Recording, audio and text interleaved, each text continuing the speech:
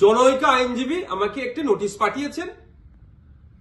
তিনি বলেছেন 48 ঘন্টার মধ্যে যদি তার ক্লায়েন্টকে আমার বক্তব্য দ্বারা নাকি মিসলিড হয়েছে এই মর্মে বক্তব্য প্রত্যাহার, ক্লারিফিকেশন বা তার নোটিশের উত্তর না দিলে আমার বিরুদ্ধে আইনত ব্যবস্থা নেবে। আমি বলি 48 ঘন্টা কেন, 800 ঘন্টা কেন, আর 8 মিনিট কেন, আমি তার নোটিশের কোনো প্রতি উত্তর দেব না। আমার বক্তব্য যদি আইন বহির্ভূত হয়, আমার বক্তব্য যদি সংবিধান বহির্ভূত হয়, সিধে চলে যাক সে কোর্টে, আইনের মাধ্যমে তার সাথে আমার বোঝাপড়া হবে। আমাকে নোটিশ পাঠিয়ে কি ধমকানো চমকানো হচ্ছে? এই ধরনের অনেক নোটিশ আমি খেয়েছি। আমার নামে অনেক মারাত্মক অভিযোগের মামলা নিয়ে আমি মাথায় করে চলছি, মিথ্যা অভিযোগ নিয়ে। উনি আমি ভয় পাই না। কেউ যদি মনে করেন নওশাদ সিদ্দিকীকে এই নোটিশ পাঠিয়ে ধমকাবো চমকাবো বসিয়ে দেব, আমি তাতে ভয় পাবো না, আমি চমকেও যাব না। কারণ আমার অনেক দেখা হয়ে গেছে এইগুলো। কারণ আমি বলে যাই, আর কাকতলীয় ভাবে বলছি না, এটা বাস্তবিক হয়েছে। 2019 সালে কেন্দ্রের সরকার নিয়ে এসেছিল এক বিভাজনের বিল, সিএ। যখন আমার বড় ভাইজান পিরজাদা আব্বাস সিদ্দিকীর নেতৃত্বে সারা বাংলায় যখন বিজেপির বিরুদ্ধে আন্দোলন আমরা সংগঠিত করেছিলাম, ওই সময় গভীর রাত্রে আমাদের বাড়িতে পুলিশের দ্বারা হামলা চালানো হয়েছিল। সেই রাত্রে আমি সুপ্রিম কোর্টে এসেছিলাম, তারপরের দিনে মামলা করব বিজেপির বিরুদ্ধে, কেন্দ্র সরকারের বিরুদ্ধে। আর এখন আমরা যখন এই ওয়াকফ সংশোধনের বিরুদ্ধে মাঠে ময়দানে গণতান্ত্রিক প্রক্রিয়ায় লড়াইয়ের বার্তা দিচ্ছি এবং আইনি লড়াই করবে বলে তার প্রস্তুতি নিচ্ছে, আমাদের বাড়িতে নোটিশ চলে আসলো। নোটিশ আসুক, 100 বার নোটিশ আসুক, এতে আমি ভয় পাই না। কিন্তু এটুকু আমি বাংলার মানুষকে জানিয়ে রাখতে চাই যে যারা প্রতিনিয়ত মুসলিমদের বিরুদ্ধে কথা বলছে, মাদ্রাসা নিয়ে কথা বলছে, মসজিদ নিয়ে কথা বলছে, কোরআন শরীফ নিয়ে কথা বলছে, তাদের বিরুদ্ধে নোটিশ যাচ্ছে না কেন, তাদের বিরুদ্ধে আইনত ব্যবস্থা গ্রহণ করছে না কেন? এরা তৃণমূলের মুসলিম বিধায়কদেরকে বিধানসভা থেকে চাংতলা করে রাস্তায় ফেলে দেবো বললেও তাদের বিরুদ্ধে আইনত ব্যবস্থা গ্রহণ করছে না, নোটিশ পাঠাচ্ছে না। আর নওশাদ সিদ্দিকীর কাছে নোটিশ পাঠিয়ে দিচ্ছে। ঠিক আছে, আইনি লড়াই আমি লড়ে নেব। আমার আইনের যারা বিশেষজ্ঞ আছে, সম্মানীয় বিকাশ রঞ্জন ভট্টাচার্য স্যার এবং সম্মানীয় শামীম দ্বারা কথা বলেছি, তারা আমাকে বলেছে তো আপনার কাজ হচ্ছে রাজনৈতিক লড়াই লড়ে যাওয়া, বাকি আইনি দিকটা আমরা বুঝে নেব। সুতরাং আইনি লড়াই কোর্টে আমিও বুঝে নেব। কিন্তু আমার প্রশ্ন, যারা প্রতিনিয়ত মুসলিম সম্প্রদায়কে, মাদ্রাসা মসজিদকে আক্রমণ করছে, বিষ উগলাচ্ছে, তাদের বক্তব্যতে হিন্দু মুসলমানের মধ্যে যে সম্প্রীতি, যে ঐক্য বাংলায় বিনষ্ট হতে পারে, তাদের বিরুদ্ধে কটা নোটিশ করা হয়েছে, তাদের কজনের বিরুদ্ধে আইনত ব্যবস্থা গ্রহণ করা হয়েছে, বাংলার মানুষ একটা জানবেন, আমিও জানতে চাইছি।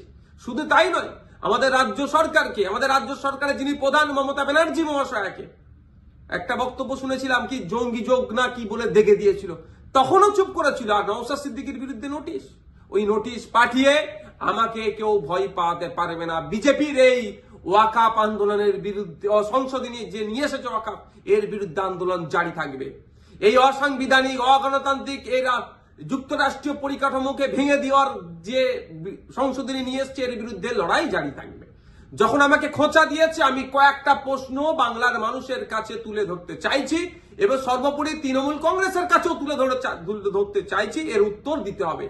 আমরা জানতে পেরেছি বেশ কয়েকজন এমপি পার্লামেন্টে অনুপস্থিত ছিল, তাদের বিরুদ্ধে তৃণমূল কংগ্রেস দলগতভাবে কি ব্যবস্থা গ্রহণ করছে, কি নোটিশ পাঠাচ্ছে, কি শোকজ করছে, তাদের বিরুদ্ধে কি অ্যাকশন নেবে, সেটাও পাবলিক ডোমিনে দিতে হবে এবং কি নিচ্ছে সেটাও যেন জানানো হয়।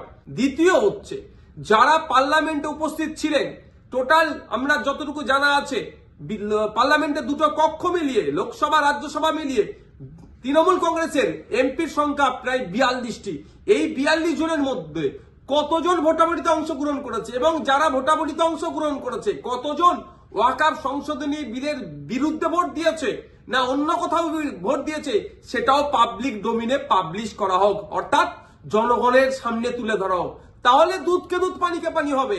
নাহলে এই ধরনের ঘটনা ঘটতে পারে যে উপস্থিত ছিল ভোট দানের সময় এই ওয়াকফ সংশোধনীর পক্ষে, বিরুদ্ধে না ভোট দিয়ে বিজেপিকে সুবিধা করার জন্য তাদের পক্ষে ভোট দিতেও পারে, বিশ্বাস নেই এদেরকে আমার। তাই এই ডেটাটা পাবলিক ডোমিনে দেওয়া হোক। আর 3 নম্বর যেটা, যে 2021 সালে এমএলএ বিধানসভা নির্বাচনের সময় বলেছিল বিজেপিকে আটকাতে হবে, ভোটটা আমাদের দিন তৃণমূল কংগ্রেস। যারা আজকের দিনে এমএলএ তারা বক্তব্য দিতে গিয়ে বলেছিল যে বিজেপির বিরুদ্ধে লড়াই করতে গেলে ওনাকে জিতাতে হবে, ওনাকে জিতিয়েছেন। এখন লড়াই করবে না বিজেপির বিরুদ্ধে, না ঘরে ঢুকে চুপ করে বসে থাকবে? লড়াইটা কেমন ভাবে হবে?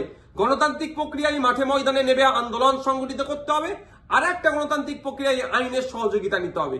এই যে বিজেপি ওয়াকফ সংশোধনী বিল নিয়ে এসেছে, এটাকে প্রত্যাহার করার দুটো রাস্তা। একটা হচ্ছে জনগণের চাপ সৃষ্টি করে, যেটা সংখ্যালঘুদের উপরে যে দমনপীড়ন হচ্ছে, ভারতবর্ষের পশ্চিমবাংলায় সংখ্যাগুরু মানুষদেরকে দায়িত্ব নিতে হবে।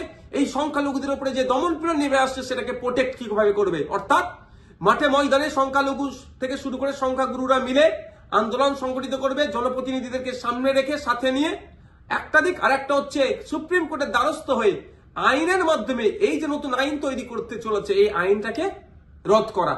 এখন আমার বলার বিষয়, পশ্চিমবাংলায় 200-র অধিক তৃণমূল কংগ্রেসের বিধায়ক আছে। সেই সমস্ত বিধায়কদেরকে প্রত্যেকজন যাতে একটা করে মামলা করে তার জন্য প্রস্তুতি নিতে হবে। এবার আমি এটা তৃণমূল কংগ্রেসের সুপ্রিমোকে বলছি, তৃণমূল কংগ্রেসের দলকে বলছি এবং সাধারণ ভোটারদেরকে বলছি। ভোটের সময় কিন্তু এই সমস্ত এমএলএ গুলো প্রার্থী ছিল, তারা বলেছিল বিজেপির বিরুদ্ধে লড়াই করবে। আজকে বিজেপির বিরুদ্ধে লড়াই দেখানোর জায়গা হচ্ছে মামলা করতে হবে। এদের 42 জন রাজ্যসভা লোকসভা মিলিয়ে এমপি আছে, 42 আর এই প্রায় 220টা মতো, 250-র অধিক মামলা কিন্তু তৃণমূল কংগ্রেসকে করতে হবে। তার পয়েন্ট অনুযায়ী আমি বলে দিচ্ছি, এইটা চাপ তৈরি করতে হবে।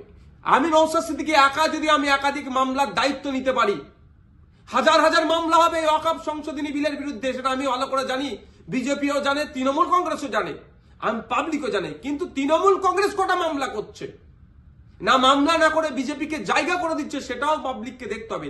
ভোটার যারা ভোট দিয়েছিলেন 2021 সালে, যারা ভোট দেননি তৃণমূল কংগ্রেসকেও, কিন্তু আপনার জনপ্রতিনিধি যারা এলাকায় আছে তাদের কাছে তুলুন আওয়াজ যে আপনাদেরকে মামলা করতে হবে। মালদা থেকে কংগ্রেসের একজন এমপি আছেন, তাকেও আমি অনুরোধ করছি আপনিও সুপ্রিম কোর্টে চলেন, গিয়ে মামলা করবেন। এখন দেখার বিষয় তৃণমূল কংগ্রেসের কতজন এমএলএ কতজন এমপি মামলা করছে এবং আমরা ভোটাররা কতজনকে মামলা করাতে পারছি প্রেসার বিল্ড আপ করে, সেটাই এখন দেখার বিষয়।